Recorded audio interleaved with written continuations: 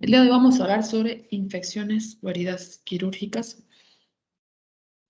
Las infecciones corresponden a la proliferación de microorganismos en el seno de los tejidos, liberando sustancias tóxicas denominadas exotoxinas. Hay diferentes factores que van a intervenir en el desarrollo de una infección. Hay factores que son propios del paciente y hay factores que no dependen del paciente.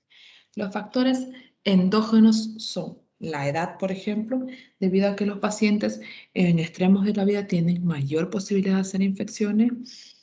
La presencia de factores de comorbilidad como la diabetes, ¿ya?, que tiene una tasa de infección que supera el 10.7%, el paciente diabético tiene complicación la mayoría de las veces, o procesos microvasculares que van a interferir en la revitalización de los tejidos. Por lo tanto, las heridas demoran en sanar y al demorar en sanar también se infectan con facilidad. Pacientes que tienen estados de obesidad mórbida, la tasa de infección supera el 13.5% porque tenemos un mayor espesor de panículo adiposo y el panículo adiposo o el tejido celular subcutáneo es poco vascularizado, por lo tanto también fácilmente se puede llegar a infectar. Pacientes que tengan operaciones abdominales según el tipo de lugar, por ejemplo, que estén cerca de los pliegues cutáneos como aquí, entonces se infectan con facilidad. Que tengamos lesiones malignas en el lugar donde será cirugía, de tipo neoplásica, por ejemplo, cáncer. Entonces se infecta porque el tejido no está, tan normal, ¿no? Que tengamos infecciones en lugares cercanos al lugar de la herida quirúrgica. Tenemos una celulitis, un absceso cerca del lugar donde se hace la herida quirúrgica, lo más seguro es que por arrastre, por continuidad, esos microorganismos van a ir a colonizar nuestra herida y se van a infectar esas heridas. Y porque tengamos situaciones como la desnutrición, así como la obesidad es un problema, la desnutrición también lo es. Cuando hay desnutrición tenemos niveles de proteínas bastante bajos en el cuerpo y las proteínas funcionan como el cemento para unir los ladrillitos de una casa. Entonces, si no tenemos proteínas, no vamos a tener ese factor que va a unir o va a facilitar la repitalización. Por lo tanto, también nuestra cicatrización se va a ver alterada, tenemos una herida que es más crónica y que se infecta. El tabaquismo también es un factor importante. Paciente que fuma, paciente que consume alcohol, la herida no cierra. No cierra normal. Más de un paciente ha tenido que al sacar los puntos, ¡praf!, se abre toda la herida porque ha estado fumando durante el postquirúrgico. Entonces, va a producir cierta vasoconstricción periférica y va a producir un retraso en la repitalización. Por lo tanto, una herida se va a volver prolongada y se va a infectar con facilidad. Hay factores que no dependen del paciente, los que son exógenos. ¿Cuáles son? La duración de la cirugía. No depende del paciente, puede depender del cirujano, del ayudante, si el ayudante no es muy ligero, no es muy diestro, puede depender del personal de enfermería, si tu instrumentadora no está familiarizada con el procedimiento quirúrgico o el material que se utiliza, puede ser que demora mucho en asistir y también retrasa la cirugía, se demora en pasar las pinzas o en reconocer las pinzas cuando no las conocen. Si el circulante no es ágil, el circulante es la persona que nos pasa el material, por ejemplo, nos abre el paquete de compresa, enciende el aspirador, abre la jeringa, pasa las gasas. Entonces, si el circulante también no conoce el quirófano para pasarte los hilos, las ligaduras, no conoce el quirófano, no tiene el material a la mano o demora en conseguir el material, entonces también la cirugía se va demorando, se va demorando. No solo depende del cirujano, sino de todo el equipo quirúrgico. Si durante el procedimiento quirúrgico por manipulación, maniobras muy fuertes o material deteriorado, material vencido, se produce perforación de los guantes o a veces tenemos las uñas un poco largas o mal limadas, un poco de filas, ¿no? Con filo, mejor dicho. Entonces se puede producir la perforación de guantes. Se está manipulando y cuando se da cuenta le falta un pedazo de guante al dedo. Entonces, ¿qué ha pasado? La piel de la persona que está trabajando ha entrado en contacto directo con una herida y a pesar de haber realizado un lavado de manos adecuado, la colocación de sustancias antisépticas. Entonces siempre hay la posibilidad de que tengamos flora polimicrobiana vigente todavía en la piel y podamos traspasarla al paciente. Ya, con la perforación de los guantes tenemos siempre una posibilidad de que se infecte la herida. Está demostrado que los procedimientos de emergencia tienden a tener una tasa mayor de infección del sitio quirúrgico, porque un procedimiento programado implica que usted al paciente lo prepare, le haga hacer su ducha la noche anterior con antiséptico, le haga hacer su ducha el día de la cirugía, lave la zona antes de que pase el quirófano. Pero sin embargo, un paciente de emergencia está en carrera contra el tiempo.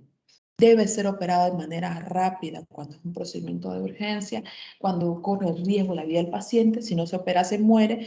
No podemos darnos el tiempo de preparar al paciente 2, 3 días. No tenemos el tiempo para hacerlo adelgazar. No tenemos el tiempo para mejorar la desnutrición o para corregir la diabetes. No tenemos a veces tiempo para todo eso que sería lo ideal.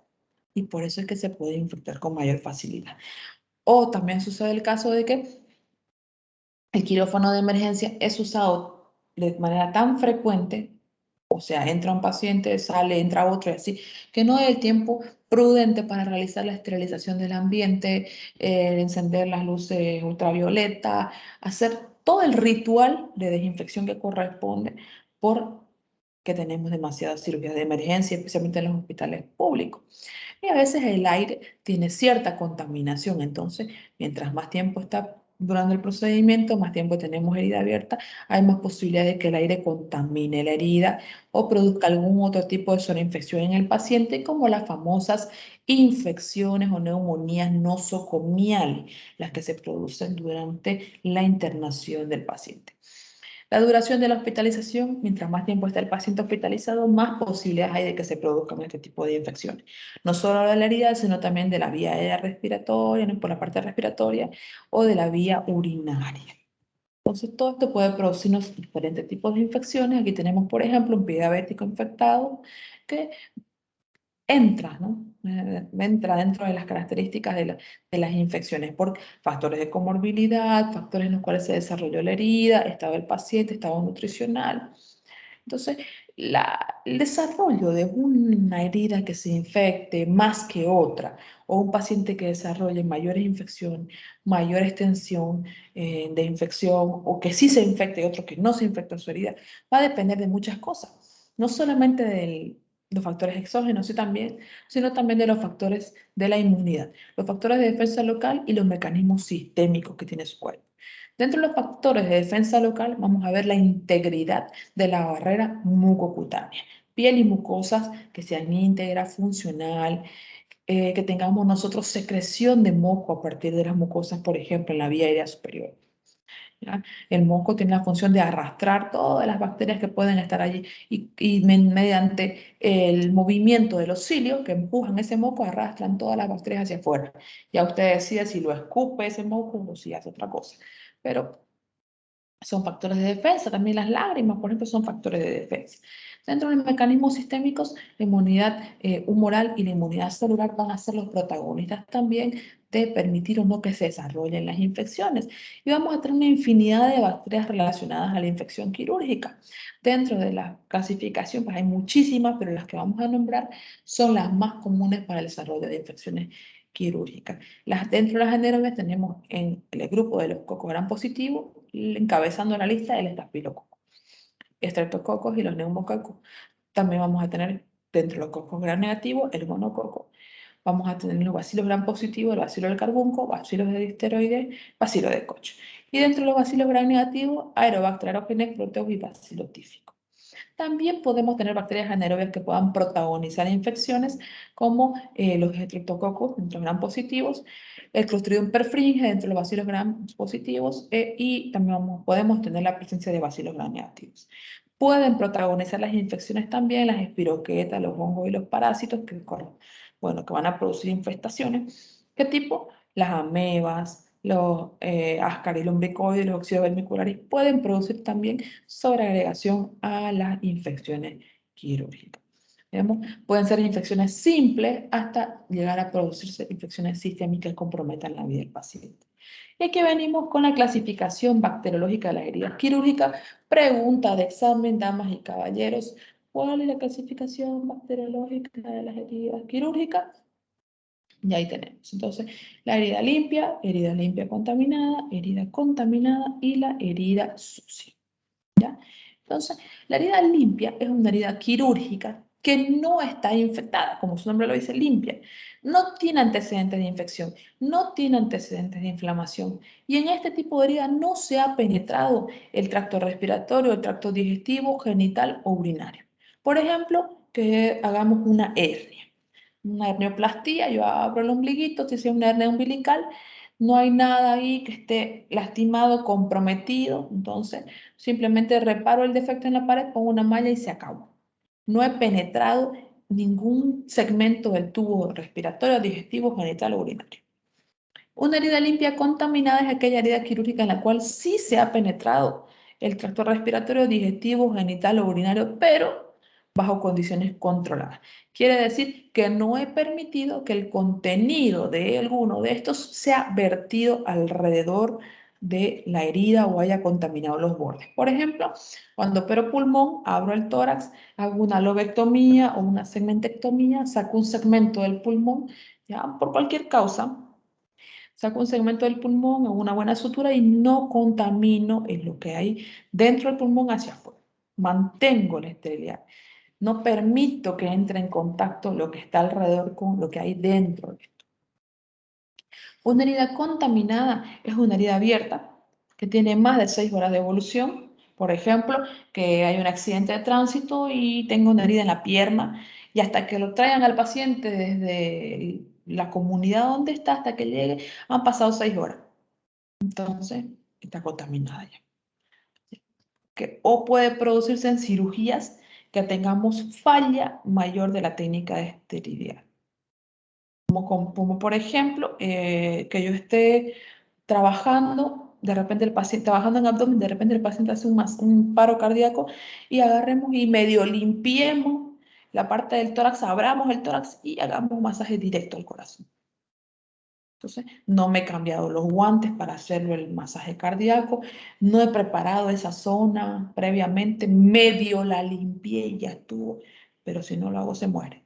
Entonces, ahí ya he contaminado la zona, no había contaminada. O que tengamos, por ejemplo, compromiso de vísceras huecas, o sea, vísceras inflamadas, que tengan más de 2 horas de evolución, como por ejemplo el apendicitis. Se inflama el apéndice. ¿Qué pasa cuando un segmento del tubo digestivo se inflama? Trasuda. Las paredes se dematizan y empieza a trasudar, ¿no? O a salir exudado. Entonces, eso ya es contaminado porque viene desde el tubo digestivo, del exudado, de las paredes. Puede venir con bacterias, inflama alrededor. Entonces, el compromiso de esa víscera que tenga más de 2 horas de evolución ya hace que esa herida sea contaminada. Entonces, es considerada herida contaminada. Una herida sucia es una herida generalmente traumática que ya tiene muchas horas de evolución, puede tener 6 o más horas de evolución, pero la cualidad, a diferencia de la anterior, es que tiene retención de tejido desvitalizado. ¿Ya? O sea, podemos decir una herida en la pierna, por ejemplo, donde haya sido deformada la pierna y tenemos un pedazo de un colgajo ahí de piel o de músculo que ya está necrosado. No tiene vida. Entonces hay que hacer una limpieza quirúrgica de eso. Esa herida está sucia porque tiene tejido que ya no tiene vida. O puede ser aquellas que tienen infección clínica, por ejemplo, una herida por cualquier otra cosa, una herida por una hernia que hemos manejado, pero que el paciente no se cuidó, se infectó y todo lo demás, y ya tiene signos clínicos de infección. ¿Cuáles son los signos clínicos de infección? SIRS. Tiene fiebre, tiene taquicardia, tiene leucocitosis y además tiene el lugar identificable donde está la infección.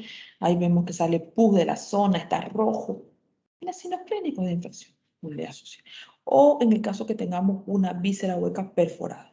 Por ejemplo, este apéndice de acá se inflamó, pasó muchas horas, no fue operado todavía. El paciente se toma nomás su Viadil, se automedica con alguna tabletita por ahí, un calmante, piensa que no es nada, y sin embargo por dentro el apéndice se revienta, se perfora, sale el contenido del tubo digestivo, porque el apéndice es parte del tubo digestivo, sale contenido de ahí hacia afuera de la cavidad. Sale secreción purulenta, sale materia fecal, se contamina alrededor. Entonces, al perforarse y salir contenido desde un tubo hacia afuera, ya no tenemos nada de esterilidad. Entonces, ¿qué pasa ahí? La herida se convierte en una herida sucia. Por más que usted entre, lave, opere, lave, toda la herida se considera una herida sucia. ¿Por qué? Tenemos una víscera hueca que se ha perforado. Pregunta de examen, pregunta de internado, pregunta de examen de grado. Aprendamos de memoria. Tenemos ejemplos de heridas contaminadas y heridas limpias. ¿Cómo hacemos diagnóstico de uno u otro? Viendo los antecedentes de la enfermedad, la historia de la enfermedad actual, haciendo una elaboración de una historia clínica cuidadosa, repasando, evaluando, revisando el protocolo del acto quirúrgico y, lo más importante, haciendo un buen examen físico. Revisa al paciente, es lo mejor que puede hacer para que eso nos dé un diagnóstico apropiado. Podemos apoyar haciendo estudios de laboratorio como hemograma, glicemia, urea creatinina, para ver si tenemos alguna alteración, si tenemos signos de SIRS, si tenemos, incluso podemos hacer cultivos de las secreciones que salen de la herida para ver si hay desarrollo polimicrobiano, podemos hacer antibiograma para ver qué medicamento vamos a dar para ese tipo de infección, o incluso podemos hacer estudios de gabinete que puedan apoyar el diagnóstico. Si usted hace una radiografía, ¿ya?, de partes blandas y está sospechando de que esas partes blandas, ese tejido, ese brazo, esa pierna, tiene infección, lo que va a ver usted que en las partes blandas se va a apreciar la presencia de gas. Se ve como unas burbujas negras. Eso es aire.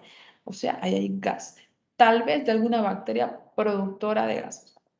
¿Ya? Algún microorganismo que está produciendo ahí gas. Si nosotros hacemos una radiografía de tejido óseo y vemos la presencia de signos de osteomielitis, está infectado el hueso. Si hacemos una radiografía de pulmón y vemos la presencia de infección, neumonía, tuberculosis, probablemente hay una infección allí. ¿Ya? Puede ser que venga producto de una migración hemática, o sea que bacterias que hayan migrado a partir del torrente sanguíneo hacia ese lugar, o tal vez una infección adquirida de manera nosocomial dentro del hospital. En abdomen nosotros podemos ver, por ejemplo, si usted tiene un dolor abdominal raro, le hace una radiografía y de repente ve la presencia de aire en la cúpula del diafragma, o sea, aire donde no tiene que haber, ahí es debajo del diafragma, encima del hígado, donde se supone que no hay nada, usted ve una columna ahí de aire, una media luna de aire, quiere decir que algún segmento del tubo digestivo se ha perforado y ha salido aire, porque no debería haber aire libre en la cavidad abdominal. El aire que se observa en la cavidad abdominal está en el interior del intestino, en el interior del estómago, en el interior del tubo digestivo. Y si usted ve aire en otro lugar, quiere decir que hay una víscera hueca que se ha perforado. ¿Ya? Y hay otros estudios como los urogramas descendentes, gamografía hepática, tomografía, ecografía, resonancia magnética, que nos pueden dar indicios de alguna infección en algún lugar. Si usted sospecha de que tenemos infección en una herida, y especialmente esa herida es crónica, lleva mucho tiempo, o usted sospecha de que pueda ser maligna, siempre es bueno hacer una biopsia de esa lesión para que vaya a ser estudiada y a ver si hay signos de inflamación. Las biopsias se pueden hacer directamente, por visión directa, pueden hacerse guiadas por ecografía, guiadas por tomografía, dentro del acto quirúrgico, y lo ideal es hacer una buena limpieza quirúrgica de la herida, asegurarnos de que la cobertura antibiótica sea apropiada para las bacterias que sospechamos están ahí o hemos confirmado a través de cultivos que están en esa herida, y hacer un buen control del paciente para evitar que se desarrollen infecciones en el postoperatorio. Recomendaciones: preparar al paciente. Preparación preoperatoria. ¿Qué incluye la preparación preoperatoria? Hay que tener un paciente que esté controlado. Debemos tener niveles de glucosa sérica adecuados, normales. Considerar siempre retrasar una cirugía programada o electiva, esto es sinónimo. Considerar que hay que retrasar una cirugía programada en el caso de que usted tenga un paciente con malnutrición severa, porque va a ir al fracaso, porque no va a cicatrizar, porque no va a cerrar la herida. También hay que considerar reducir el peso de los pacientes que sean obesos antes de una cirugía programada.